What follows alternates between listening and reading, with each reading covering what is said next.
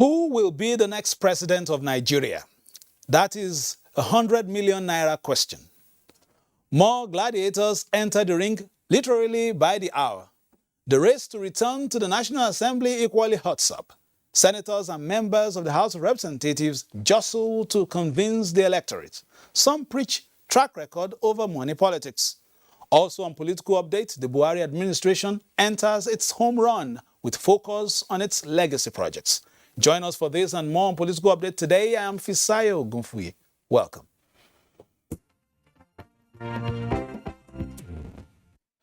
President Buhari has been harping on the need for the international community to redouble efforts to tackle issues of desertification and drought by restoring 1 billion hectares of land by the year 2030 in order to preserve the planet for future generations. He was speaking at the 15th Conference of the United Nations to combat desertification in Abuja, Côte d'Ivoire. The UN Conference on the Future of Land Stewardship is themed Land, Life, Legacy from Scarcity to Prosperity.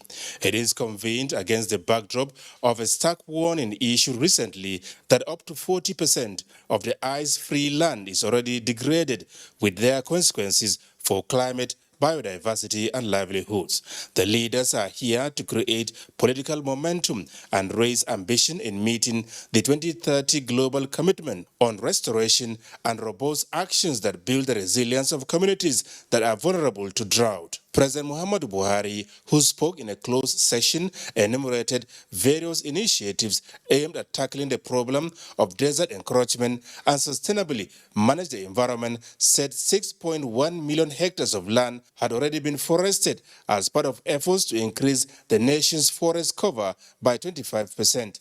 Nigeria, he said, remains committed to global aspirations of a healthy and productive society.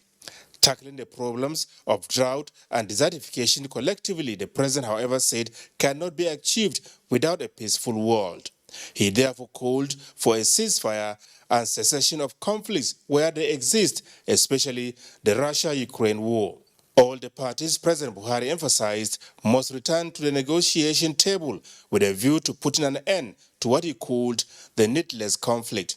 Foreign Affairs Minister Geoffrey Onyema speaks on the major takeaways from the summit. The key thing is really the political will and, investing then the money needed, the coordination and the policy steps that are needed. President Muhammadu Buhari is already back in Abuja. As the current administration continues its efforts to deliver on every aspect of its next level agenda before the expiration of its tenure next year, the legacy projects of the administration have been under the microscope of development experts due to the long-term impact envisaged. Senior Special Assistant to the President on Niger Delta Affairs, Senator Ita Enang, joins us today on Political Update. Senator, thank you for joining us. Thank you very much. Thank you. Of course, you're wearing two caps. Later on the program, we'll be asking you about that, the political aspect of things. But talking about the legacy projects, looking at what has happened in terms of the state of play, in terms of the extent of work and all that across the country. Before we go into that, you are also a member of the subcommittee of Legacy Project Subcommittee during the convention. Yes. So what did that entail first before you give us status report? What that entailed, and it still entails, and that's why we're here, is that at the convention of every political party, reasonable political party that has what to show, you'll have to, in addition to electing or choosing the leaders of the party, give account to the country, give account to members of the party as to what you've done, how you've done, and so that it will be an achievement of the party that you want to pass on to the next administration of the party, to the next leadership of the party. So what we did at that conference, the party convention, was to showcase major capital and life-changing projects which the Buhari administration has undertaken in the work sector, transportation, railway, the roads, the aviation, housing, agriculture, and we showcased all that. And that project was, committee was led by the Secretary of Government of the Federation and co-chaired by the Honorable Minister of War, the learned Senior Advocate of Nigeria, now and works on housing. And we had what to show.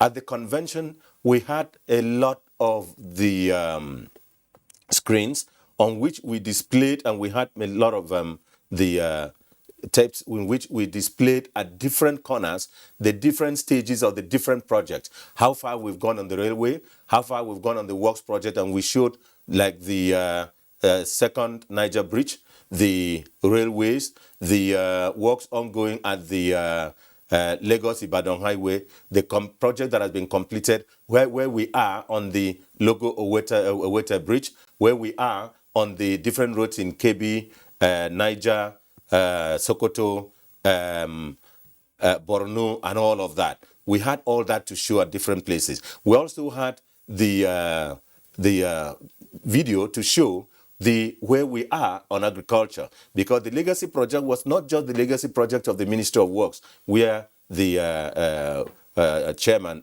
presides over, but it was the legacy project of the Buhari administration. We also were able to show what we've done that is different in the finance sector, in the aviation sector, on different sectors. And also, we also were able to show what we've done working together with the government of the different states, and what we've achieved in giving financial assistance to the different state governments, what we've achieved in agriculture through the central bank, through the other institutions of the central bank. All right, let's, people will say projects or lack thereof make or mar the standing of the government, in the analysis of the people and, looking at them. And are you convinced that you have done enough as a party for Nigerians to give you another go? I am convinced, and Nigerians are convinced, that we have done excellently well, and that President Muhammadu Buhari has given excellent leadership to this country. And that is why the people are, if you see the number of people, unexpected persons, coming into the party to take forms for nomination for the Houses of Assembly, for the House of Assembly elections in the respective states, for House of Assembly in the respective federal constituencies, for Senate, and the number of people who are leaving other parties and joining our party in droves. And of course, the greatest and the biggest evidence is that you've seen the number of people within and without who are taking and seeking the presidential ticket of the party. And those who, volunteers have said, look, we want you to come and be president of this country. They voluntarily go and buy the gubernatorial form to give them to go and be the president of this country. And you don't find that in any other political party. You find that in APC. And if the APC was not the greatest of the parties, if APC was not in the heart and minds of the people, I think you won't have that. Let me volunteer the next set of materials before we go on. And President of the 9th Senate, Ahmed Lawan, was among the latest set of party members to pick up the APC presidential nomination and expression of interest forms. Actually, as you rightly inferred, it was bought for him. Let's take the update from that secretariat from our correspondent. The critical pre-election processes and the atmosphere here is full of political activities. Senate President Ahmed Lawan, Minister of State Petroleum, Timi Priseva, President of the African Development Bank, Adewumi Adeshina, were among the latest aspirants that picked up the party's presidential nomination and expression of interest forms. Senate President Ahmed Lawan has spent 100 million naira to purchase and feed. We know what we have been able to achieve as an administration and as a political party, and we know where we are supposed to take this level to eventually. I want to commit myself to this movement of Nigerians from all walks of life, north, south, east, west. This is our journey. Representatives and supporters of the aspirant say APC has the required party men and women to consolidate on the gains of the party's leadership. from his antecedents, from state level to the federal level. And you can see what is happening in his Ministry of Petroleum, and we have the confidence in him. Everybody in Nigeria knows that Adesina has the capacity to bring Nigeria back from the brink. We are actually seeing the capacity and the competence of these new members of the National Working Committee in conducting the exercise. So it's a very exciting moment, but it's a more exciting thing for me personally, because this form that I just submitted was purchased for me by the common people in Nasarawa State. Sales and submission of forms are going on simultaneously as aspirants work to meet up with the deadline.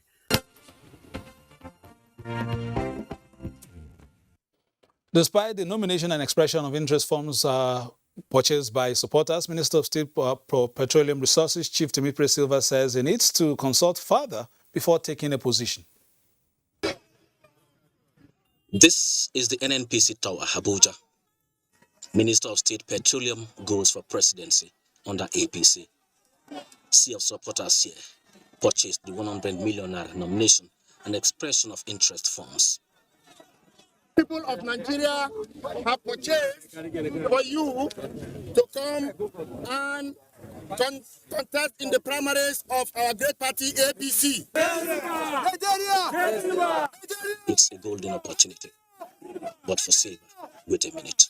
To realize that my efforts are being noticed by you Nigerians is very humbling, and I must also say very shocking. So what I will do now, I will not give you a straightway answer right now, but I'm really thankful for what you have done. Thank you, sir. Because I need to consult. Thank you, sir. I need to consult my constituency. Thank you, sir. And consult leaders of this country. Yes, sir. And then I'll come back to you. Thank you very much, sir. To let you know if I have taken the position also to run for this office. Mohamed Abaji and his friends and those from the National Assembly not discouraged because they are optimistic that on Silva there is a silver lining in 2023. Okay, I need to ask you a question about this nomination. For instance, if I don't have 100 million naira, but if I purchase 100 million naira for you and you say no, can I change the name to somebody else who wants? Well, I purchased my form. No, I will come to you. Now, I'm just saying that, for instance, if I purchase a form, I want you to run, and then I've collected the form for the party, and eventually you say you are not running. Mm-hmm. Can I say, okay, go back to the party? That 100 million naira I paid for Senator Enang is no longer for him. Put Fisayo's name. You pay in respect of the office you want, and you take the form, and the money goes into the account of the party. And can we change the name? It is not refundable. You cannot change the name, and it is contribution to the party for the purpose of running the campaign. Thank you for this clarification. Let's move on very quickly. Former Vice President Atiku Abubakar has met with PDP stakeholders in Akure in pursuance of his presidential ambition. Former Ondo State Governor Olusegun Mimiku and PDP gubernatorial candidate in the last Ondo State governorship election, Ita Enang, attended the consultative meeting. As the race for 2023 presidential election odds up, more aspirants are showing interest to become the next president of Nigeria. Former Vice President and aspirant of the People's Democratic Party, Atiku Abubakar, in his quest to become the next president, solicits support from the party's delegates in Ondo State, as with a promise to unify Nigerians. My number one priority is to unify this country. I will be fair to every part of this country. I will give a sense of belonging to every part of this country. Chairman of the party in Ondo State, Fatai Adams, and other party leaders assured Atiku Abubakar that the delegates will compensate him with their votes. Finally, on the presidential front, a professor of education, Benedicta Egbo, has also joined the race to Aso Rock. She made a declaration on the platform of the National Rescue Movement. The supporters welcomed Professor Egbo to the podium with songs of acceptance, praising her doggedness and resilience in joining presidential race for the 2023 general elections. The eloquent woman outlined her 5-point agenda to rescue Nigeria from the hands of insecurity, poverty, bad economy, falling standard of education, corruption, unemployment, and more. It is with great humility and every sense of responsibility that I stand before you and the entire country to declare my intention to contest for the presidency of the Federal Republic of Nigeria. She pointed out that she wants to be the first Nigerian female president to bring in a purposeful leadership in the country, just like other female leaders in different countries. She's already receiving support from different quarters for being a knowledgeable female in politics, vying for the exalted position. Strengthening of institutions, revamping the labor sector, and ensuring adequate power supply in the country are some of her plans of making Nigeria a better place for the common man. In Asaba, Tessie Koka, NTA News. All right, we're still watching Political Updates. Senator Ita Enang is right here with us. People have picked nomination forms. You have also picked for your state, Akure Ibom State, 50 million. Yeah. How many of us put the money together? Let me not answer. Yes. Did we buy it for you? Was it bought for you as well? Or I declared intention to contest, and I got myself ready for the nomination forms and other processes, and I'm contesting the election to be able to win the nomination so that I can serve the people of Akure Ibom State. And how the election is being funded, the process is being funded, it is a process that is known to law. Okay, so let's interrogate this ambition a little bit. How confident are you going into this race? Well, by the grace of God, I'm very confident that I will win, because to be a governor of a state, you must have a level and a lot of national experience. You must know where and how to attract things to your state. And you must have seen how many things are done. I have had experience as a councillor in the local government. I was an elected councillor in the local government. I was a member of the Akure Ibom State House of Assembly as a deputy leader of the House, and I chaired the Rules and Business Committee of the State House of Assembly in Akure Ibom State. Later, I became a secretary of the Akure Ibom State Rural Water Supply and Transportation Agency. Later, I was elected to the House of Representatives for 12 years, 1999 to 2003, 2003 to 2011, 2003 to 2007. 2007, I was re-elected to the House of Representatives for a third time, and I did 12 years. From there, I was elevated and elected to the Senate 2011 to 2015. From 2015, by the grace of God and Mr. President Muhammadu Buhari, I was appointed as an advisor to the President, Senior Special Assistant to the President on National Assembly Matters, liaison to the Senate. And from 2019, I was reassigned and reappointed as advisor to the president on Niger Delta affairs. So I've gathered all this experience at the local government level, at the state level, at the national level. And of course, I know so much about the judiciary. I know so much about the legislature and how to relate with them.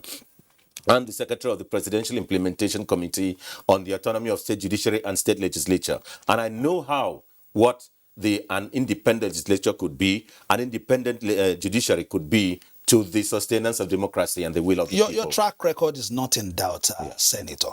What we want to know is that when you get there, will the doors become shut and the windows become tinted? I will make governance the will of the people.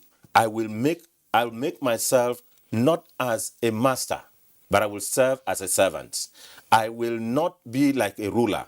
I will act as a person leading a people toward their emancipation. The theme of my campaign is Jubilee. That is, when the people are in captivity in terms of the economic deprivation, in terms of the situation as it is, in terms of opaqueness of governance, and in terms of hands and brains not being engaged, I want to make a difference. How I want to run is that first we'll be prioritizing the human capacity development, declaring emergency in terms of youth development, prioritizing education and agriculture, making the use of land, just land and then the water resources, making sure that the way we use the Atlantic Ocean and the rivers and the tributaries, we make it productive. We use it for our aquaculture. We use it for many other things. We go exploring with the federal government the potentials of the ocean.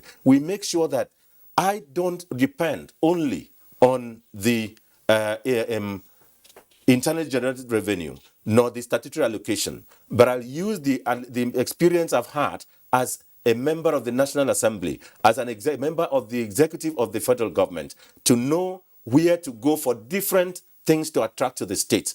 You know, I will work with all the federal institutions. I will work with the president of the country. I will do everything to make sure I maintain good relationship so that you can attract what you need to attract for your state. You don't go fighting the federal government. All right, let's round up on this note. Chairman House Committee on Appropriations, Mukhtar Betara, has received the nomination forms purchased by his supporters.